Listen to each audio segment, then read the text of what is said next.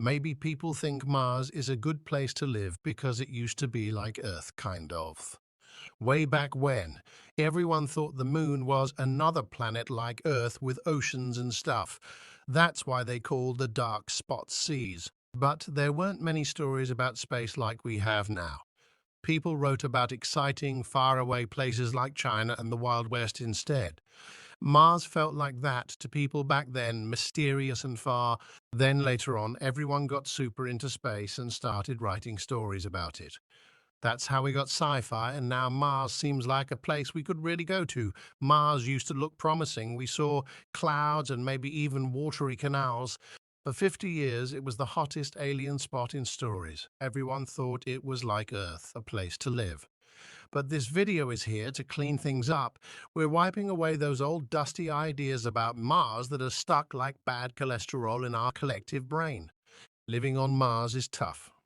You can't breathe there, it's super cold like Antarctica, and the soil is poisonous, so you need all the same protection gear as you'd need on the moon.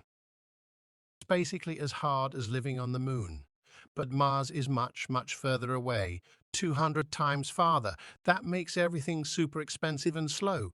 What good does Mars offer? Not much. The air is barely there, just 1% Earth's thickness. It doesn't really help protect you, but it makes it super hard to launch and land things. And the gravity weak. Even the moon has less.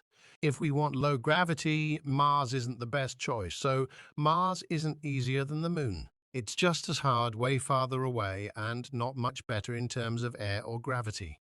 Not exactly a dream vacation spot. Need gravity to avoid bone and muscle loss in space. Spinning can be your lazy workout thanks to centrifugal forces. Maybe you're after precious minerals not found on Earth. Well, Mars isn't the place. It has far fewer minerals than both Earth and the Moon, 161 vs 66,000 each, plus mining asteroids is closer and easier. But Peter Ye, you might say it's not just about money. We need to spread out, diversify our civilization, not put all our eggs, pets, families, forests, and everything else in one basket.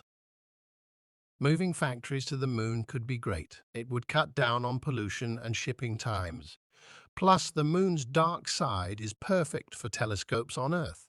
The moon's cold, empty space is handy for science experiments and making things. It's like having a built-in freezer and vacuum chamber, which would be super expensive on Earth. Basically, the moon has all the cool benefits of being in space, but it's also kind of like Earth in some ways. And guess what? It's the closest thing to us in space, so it's easy to get to.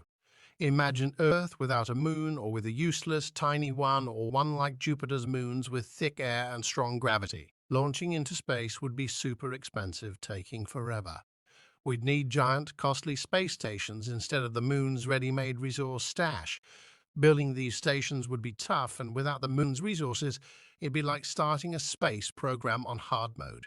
Some civilizations might never overcome this hurdle, stuck on their planets forever, their only legacy a few lost probes.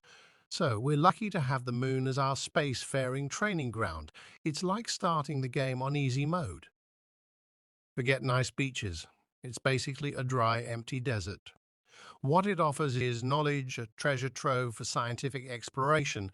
That's enough. Let's stop trying to turn Mars into something it's not. Its value is in learning, not building fancy beach houses. This version keeps the main points about the moon's importance and the different roles of the moon and Mars in space exploration, but uses simpler words and sentences for easier understanding. The moon has way more stuff and is more useful than Mars. Also, all those fancy reasons people want to live on Mars. They work on the moon too. So what then? Moon first, then Mars, right? Nope. Next up are giant spaceships, cargo ships, and space stations. Imagine zipping around the solar system. Most of those ships would be built at a moon-based shipyard. Once we're free from Earth and flying through space, why bother with another planet's dirt? Mars might be one of the worst places to go, like a dusty, dirty bathroom. Yet a defunct Mars company called Mars One still got tons of money from people. Thanks for watching. If you like the video, give it a thumbs up.